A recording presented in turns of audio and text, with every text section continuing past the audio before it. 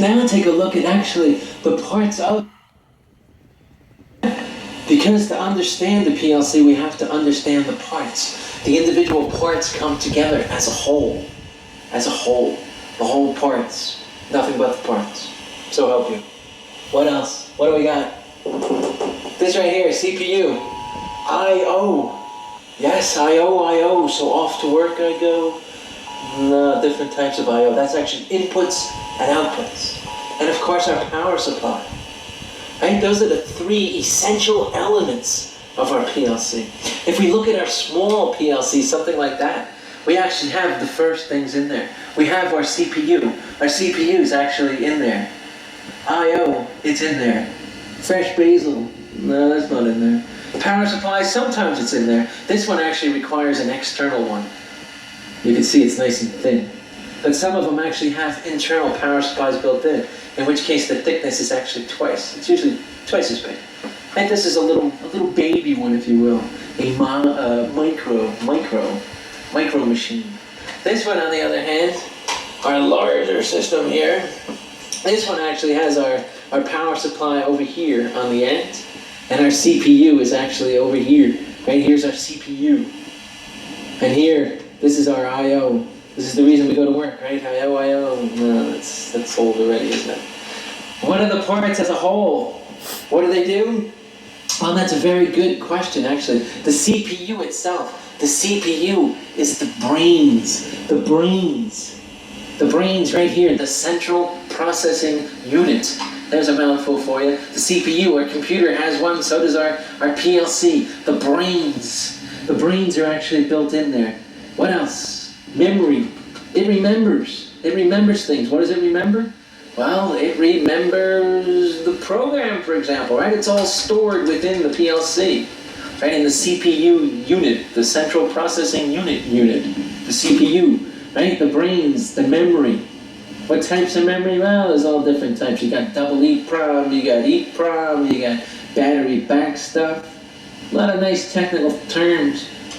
Do we need to know them? Sure, we'll get into them a little bit later, perhaps. But again, just for now, know that it has memory and CPU built into it.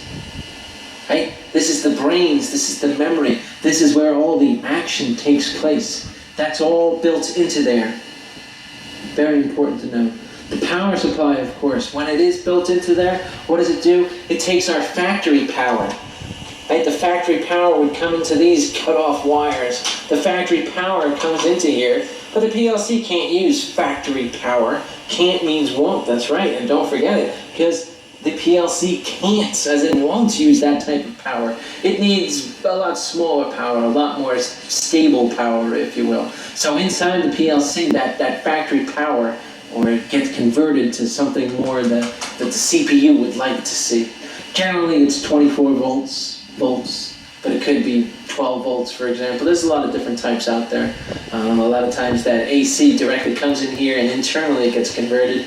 But again, in something like this, it looks for DC, direct current. It looks for 12 volts or it looks for 24 volts. Again, there's a million different ways out there. Every manufacturer has different types within there. Some take the AC, some take the DC. Again, it's going to vary. But know that the power supply is there. That's part of the unit.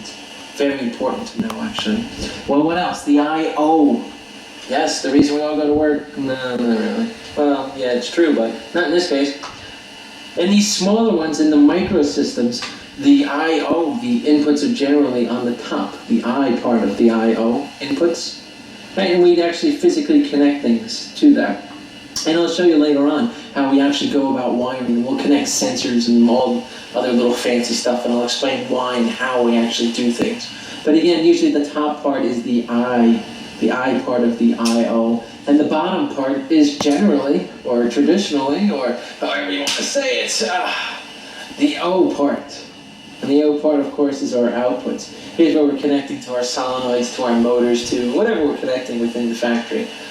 Again, in this built-in, this micro model, we have both of them right there. In some of the larger systems, again, this isn't exactly what I'd call large, but here you'd see some of the inputs right here. right? And you'd see some of the outputs stretching across right there. This actually is a special module. Ooh, special. Yeah, this one actually takes in analog. Do you remember analog? That's right, the varying voltages, right, where we can connect that way scale to, for example. Right, there's a lot of different types of I/O. Right, we can take in, I don't know, push buttons. We can take in all kinds of different things, sensors, other types of devices. Very important to note. Where does it get programmed from? In general, there's a little window that pops up where we actually do our programming from. Here, the actual window is over here in this corner, and if we pop that up, you'd see where we can put a cable in. If you're looking more at this device right here, the window has already been removed for you. Here's where we'd actually connect the cable, and that would actually go to our PC, right, our computer, or it might also go to a handheld programmer if you still want to do things the old-fashioned way. Personally, I don't, but again, it's all up to you, and most people probably use the computer. By the way, you might hear a PLC actually called a PC. A PC as in programmable controller. A PLC as in programmable logic controller. It's kind of confusing. Before probably the personal computer came out, I think a lot of them were actually called PCs as opposed to PLCs. It still varies even to this day, but most people know a PC actually as a personal computer, and that's where you'll generally hear the term. So if you hear a PC refer to a PLC, although it is confusing, try not to get yourself confused. PLC is probably a much more common word, but I did want to point that out to you because it is definitely something that you'd want to know. Different sizes that they come in, of course, like we looked at here, the small or the micro ones. Right, these have everything actually built into it. Here you're looking at maybe about up to 128 IOs, give or take. You might see some systems that are a little bit larger. There's a lot of them that are actually smaller. This one right here, of course, actually is just a 4 IO unit. These are generally used for machine control. In other words, where you're actually just controlling one particular machine. You want something that's small, something that's built in, and something that's just going to control your machine. This is probably what you're looking at.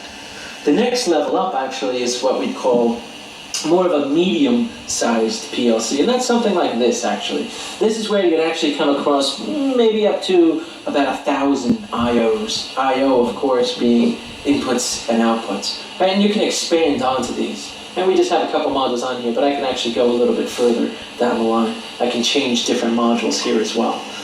This one right here, again, is more of a process control type of machine, where type of PLC, where you're actually controlling a process as a whole, as opposed to a single machine. And in general, processes, of course, have a lot of things going on, and that's why you need something larger, something with more I/O. Yes, off to work we go. Well, you also have the third and final type is actually something that we call a large PLC. Kind of a small, medium, large, I guess. Super size, biggie size, call it what you wish. But generally that's over 1,000 I/O. That's a lot of I/O. So what are you actually doing with that? Well, you're controlling multiple processes, right? Or you're communicating to smaller devices like this. Or in particular, you might also be controlling a large factory as a whole. PLCs, the larger ones or the supersized ones, can actually control entire factories. So that's something else you'd want to know. But those in general are the 3 different types of PLCs you're likely to come across. And the larger one, of course, is going to be physically larger than this as well. Probably 2, maybe 3 times the size, and also the width. A lot of times the modules themselves, these particular devices, actually are a lot thinner and they plug in and plug out. These actually pull out. You pull in the same thing you'd find in a larger system. There's also different types of modules you can get. Again, a module would be one of these devices right here. A lot of different types. High-speed control modules. That's something you might come across, where you actually have to take in devices like encoders or anything where you're getting a fast pulses coming in, and the PLC actually has to control based upon those fast pulses that are coming in. So you might need a special module for that. Some of the micros actually have like maybe one of these IOs or maybe 2 of them where they can get the high-speed encoders. But some of the larger ones actually have separate modules where that device could be plugged in. Also thumb wheels, right? You know thumb wheel switches where you're making a change based upon whether you push the button or you rotate the wheel. There's special modules for those for some of the larger systems.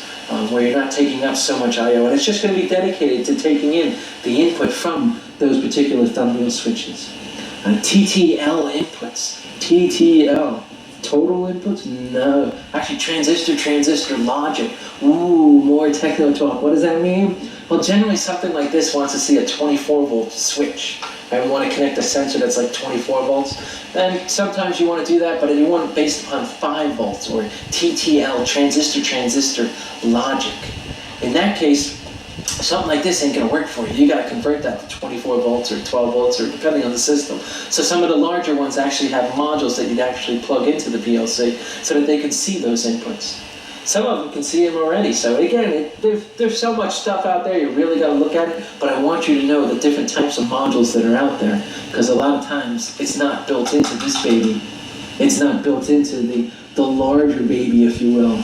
And you need a special module for it.